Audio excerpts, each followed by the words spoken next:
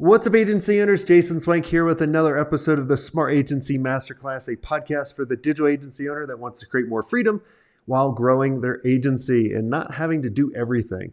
On today's episode, I have an amazing agency owner who's grown her agency over the past, 20 years and grown well over the 8-figure mark. And we're going to talk about her journey of how she started, some of the struggles, and what's been working for them. So let's go ahead and jump into the episode.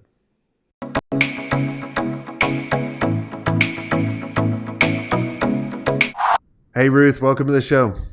Hi, how are you? Excited to have you on. So tell us who you are and what does your agency do? Yeah, I'm Ruth. I'm the CEO and co-founder of Yard NYC, based in New York. And we're a creative agency. We help turn brands into cultural beacons. And we work with brands all the way, sort of category disruptors like Ollie and Rothy's, all the way through to the big guys like Amazon or Walmart or Kohl's. Big range there. But at the heart, we do everything through 3 pillars: brains, beauty, and bravery. That's awesome. That's great. Yeah. Are you guys an accidental agency owner? How did you guys start, or was this all planned? Yeah, I love your accidental agency owner stories. They're great.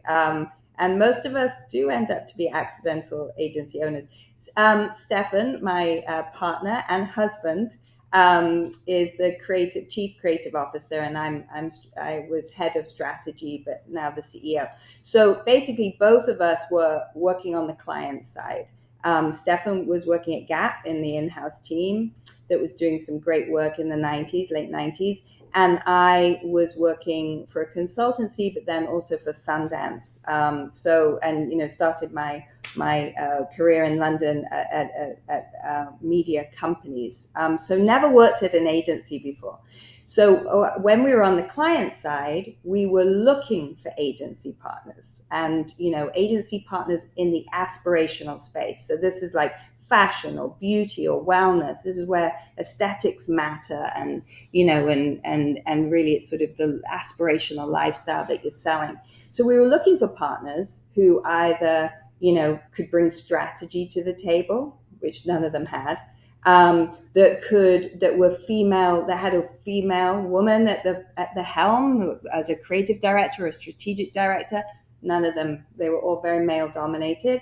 And also agency partners who understood how to really work with in-house teams. There was a brick wall between these two. And so we started Yard just to sort of change all that. But we'd never run an agency. We'd never worked for an agency before. So yes, we were accidental agency owners and leaders, but we had some, intention because we saw the gap there.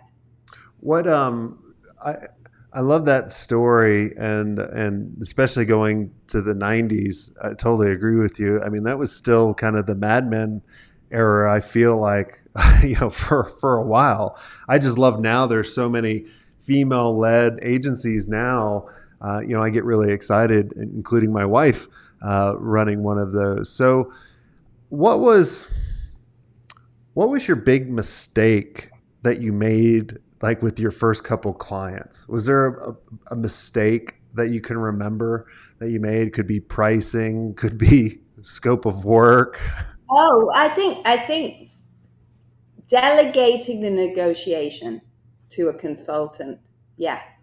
Yeah, that was a huge, we nearly lost our first really big project that way. Because, I was heading up strategy and Stefan was heading up creative, right? And, neither of us had negotiated an agency deal. And this was a big client. And so we just assumed we should delegate that to a consultant who could help us, make sure it was solid and her tone and the manner in which she did it nearly lost the client, because that's not our vibe. The client was actually coming to Stefan and I and our team. It was small at the time because of who we were.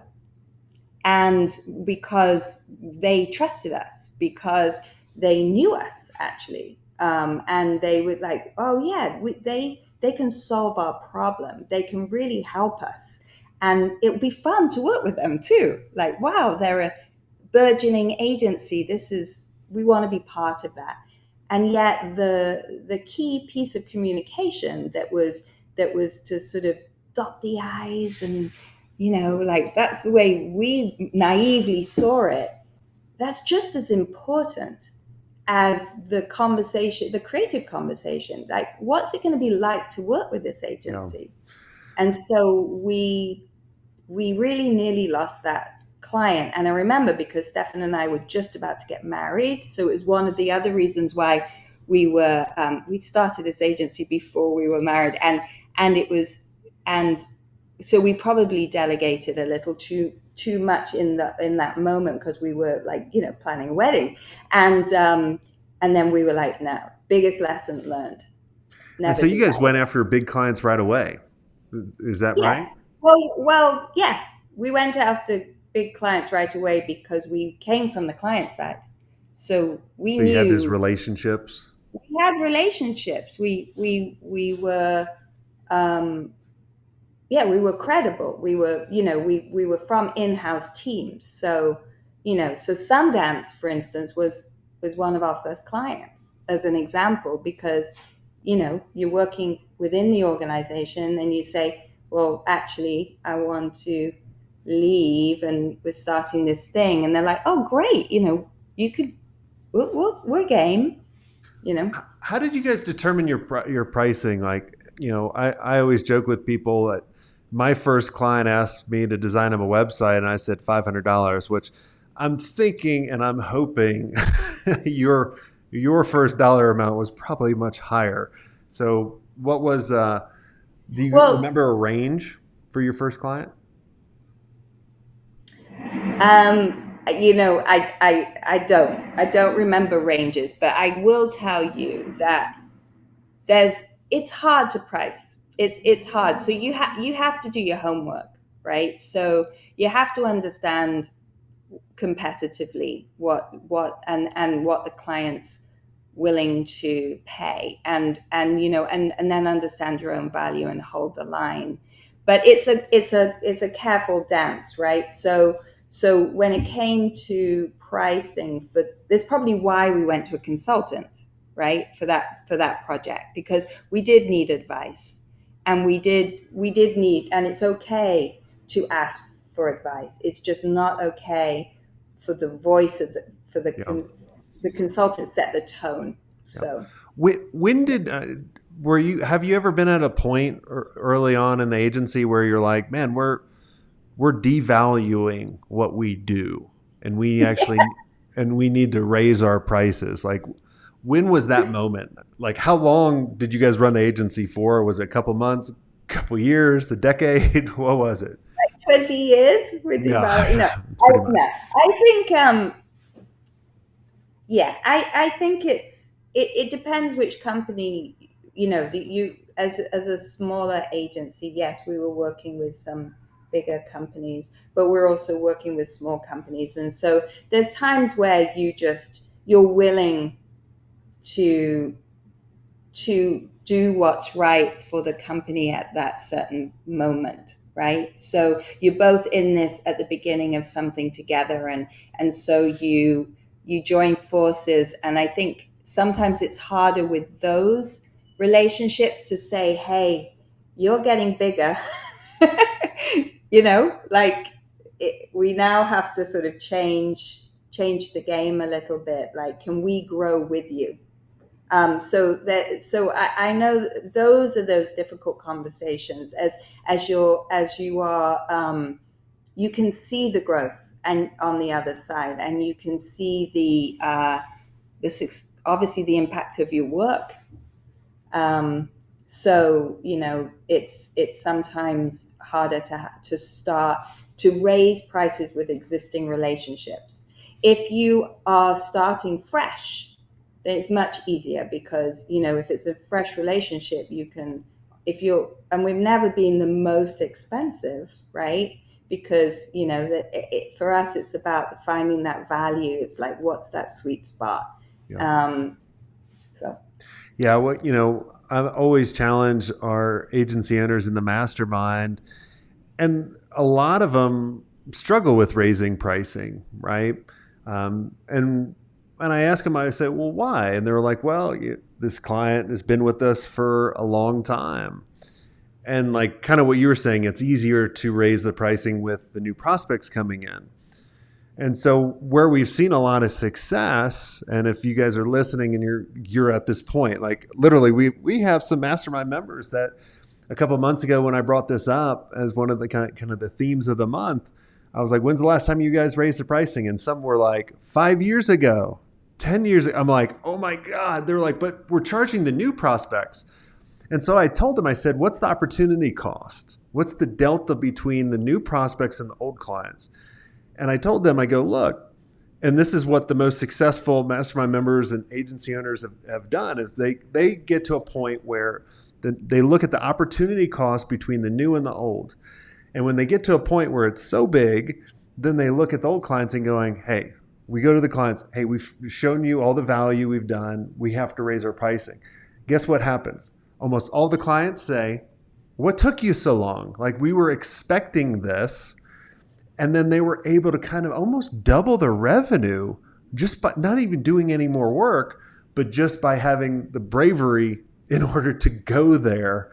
And you can get to the next level that much easier without adding a ton of services. And because look, it has to work for both parties. If it doesn't work for yeah. your agency and it works for one side, that's not fair. Like, it has to be a win-win for both parties. Yeah, absolutely, absolutely, and having those honest conversations are really, really important. And there's other ways, there's other ways to also um, be more invested and gain from the growth of your clients as well. I mean, one of the ways is we were seeing ourselves working with clients that had just had some venture investment, and seeing that transformation happen, the value add that brand building brings in the 5 year window that most venture firms are looking at, and then getting the call saying, oh, we just sold the business, and the only thing that changed was the brand and all the communication. So thank you so much. I'm going to go off and buy my horse or buy my new car or whatever it was. And we were like, oh, hey, this could be interesting. We could get more involved from a venture side too. And so we set up a partnership called Firelight, which is where we co-invest in businesses, and provide the marketing oversight, and then have carry, as well as investment, and so obviously benefit from the sale. So there's ways. Obviously, that's not your sort of typical client relationship, but as an agency owner, you learn from over the years, and where from your success stories, and okay, well, how could I have participated in the impact of our work in a different way? Yeah, I always liked that perspective. And I remember we would do that and we got burned left and right over and over and over again, just because I think we were too junior at the time. We didn't understand how to evaluate it. And then I remember I had this one company come to me one day, told me about this idea. They're like, yeah, it's this little elf that you hide around and it's on this book. And I said, this is the dumbest idea ever. I'm not going to invest in this. And it turned out to be Elf on the Shelf. Yeah, yeah, I was like, yeah. oops. I was like, that was a No, really good idea that I well, that I passed on. yeah, absolutely. I think it's harder as an agency owner to just be evaluating great ideas that come your way. I think the value of Firelight for us is that we are evaluating the businesses not just because whether we think it's a good idea or not, but we have partners in the Firelight in Firelight that are evaluating the business, evaluating the team. So it's from an operations and a financial standpoint, and we're evaluating the brand and from what we could do from a marketing standpoint. So we know what we don't know. Yep, exactly. That's Yeah. smart. Yeah, I just every time I hide that little elf every year, I'm like, ah, I'm like, I'm so. And my kid, my kids used to love it. I'm like, oh, this cost me so much money. Um, but oh well, it all works out for a reason. Um, It does. so one of the ways, and I think probably you might agree, is one of the ways in order to get quickly over the million is just in pricing. But I feel like there's a lot of agencies, and I remember being this way. When we got over the million mark and up till maybe the 7 million mark, I felt like I was in no man's land. Literally, I was like, because there was a couple years where we were under the million or maybe under the 2 million, and I was making good money. I was having fun. But then once we started cressing over the no man's mark, right? I felt like there was ups and downs. I felt like I was working more.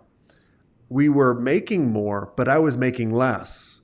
And I was like, this is kind of nuts. Like I couldn't comprehend it because I had to bring on all these people. And you have a lot of people as well. When did you feel, or maybe you might still be, you might feel that you're in no man's land, but and that's okay. When, or are you in no man's land now, or when was that point that you kind of got over that, and what got you over the no man's land? Yeah, it's interesting you saying no man's land. I know what you mean. I think there's a moment where you have a team under you that is an executive team that you really trust, that you're bringing on because of their experience that complements your own, and that you can really trust to delegate to, but also to help. The sum is greater than the parts. As an owner and as a founder, and for myself and Stefan, my co-founder, there's sort of the brains and the beauty, right? So it was like strategy, and obviously the joke is that he's the beauty, but it's like the strategy and the creative together. But then the business is the piece that, if that's not who you are, if that's not, if you think about accidental agency leaders, you got to bring in the operations. You've got to bring in the client management, or the profitability side of things. You've got to import the intelligence and Yeah. make sure that it's fully integrated into the team. Not that consultant that you hired at the beginning that uses the wrong tone, but is something that's very much part of your organization. So we, and I can't remember the year we did this or the size we were at, but there's that right moment where your scale, your reach and your scale demands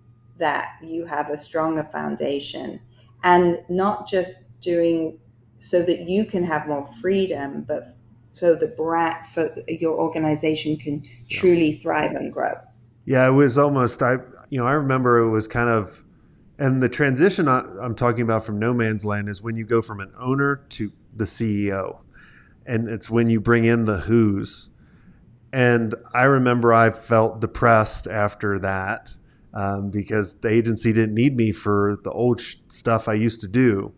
Did you guys go through that, or were you like, hell yeah, I give that to you, like go do that? Because I remember going into meetings and being like, no, I don't need you, we're good. It's not easy. It's not easy, and there are things that you still, because it's your security blanket, right? It's like, well, that's what I know how to do. And when you any entrepreneur is as a business grows, as it changes size and scale, as the culture changes around it, as the industry changes around it, you have to keep doing some soul searching and understand, well, where do we sit? what do we need, and who are we? So the emergence of me as a CEO came naturally as we were really believing that women needed we needed a woman at the as a leader. It wasn't going to be equal anymore, right? We were going Well, to it's never to equal when you're married, right? yeah, yeah. Well, it Wife's was always my wife's always in charge.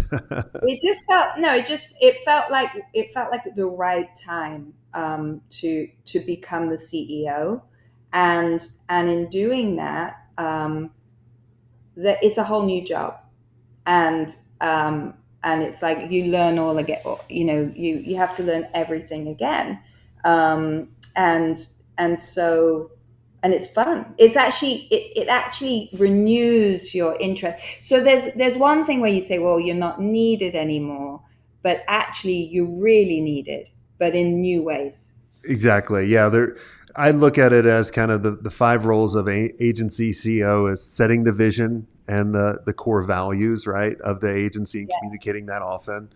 yeah, Being the face of the organization, yeah, understanding the financials, assisting the key relationships, and coaching and mentoring your leadership team. And that's really it, right? Like everything else is just noise. And if you want to do it, you have the option to do it, but you shouldn't. I was just challenging the mastermind last week. I going, if you stepped away from your business a year from now for 4 weeks, didn't check email, anything, kind of like in the interview we just did with Michael McKelowitz, which he requires his whole team to do that. What systems or people would you need in place? And right, you need marketing, you need sales, you need operations, you need finance, right? Like those are four, and you need leaders in each. You need SOPs in each. You need accountability in each. And that's really where, when we started gaining a lot of momentum in the agency, that's what needed to happen rather than me doing everything or me making decisions. It's kind of like driving down the Jersey Turnpike and only one toll lane open, and you're the only person making a decision. You're like, just open the damn 20 different lanes. Pay your taxes. So, yeah. I mean, I think the beauty of having the right team and having the right um, teamwork is that it takes a huge relief off of you. And again, you have to. It's a sort of renewed inspiration and focus. I mean, we're all creative people, right? We came into this industry because it's fun and we want to make and create and transform. And so getting yourself out of of your own comfort zone and reaching and stretching and growing is really, really important. I mean, that's why we looked at renewing our values and our purpose, and because as you grow, right, it's no longer about it just emanates from the personality of the founders, right? It's like we set our tone because Stefan and I are married, so we instantly created a family, right? We had a family before we had children, so that level of familial values were just baked in when it was just us. But as an executive team comes in, and you attract people because of your values, and you attract and you retain people because of your values, but they don't just belong to the founders, right? Everybody has to feel it. And in fact, they should be redefined and expressed through the voice of the collective. yeah, And that handover is something that now everybody feels. I love it. Well, this has all been amazing, Ruth. Is there anything I didn't ask you that you think would benefit the listeners listening in? Um, I just wanted to talk about the most recent sort of reflection of our values that we did, because I think sometimes as agencies, we're constantly serving our clients, right? We are, you know, that's what we're in service of, making great things and transforming brands and businesses. And that's great. And that takes up a lot of our time. But there is also, as a collective, things that you can do you could put your voice out there, and in line with your values, and it's a way of galvanizing the team. So most recently, because of what was happening with women's rights, and they were obviously, and the midterm elections, we just found ourselves looking at our values and saying, what could we do as a women-led organization? We just feel like we want to put something out there. And so we put the Stop the Horror campaign out there. It launched at Halloween, and it galvanized our team. Number one, just like reinvigorated us all to get behind something that we all believed in. That's number one. Number two, it created incredible buzz. And three, hopefully did the job of raising awareness, because the midterm election, I'm not taking obviously any like, oh, it's just because of our campaign, but no, it was sort of, it felt like you had to do something, and it felt like we could do Yeah. something. So it just, I'm just, as agencies, we often forget our own power to actually put our creativity to good use in Well, I that think, regard. we all need a purpose in order to, kind of come together.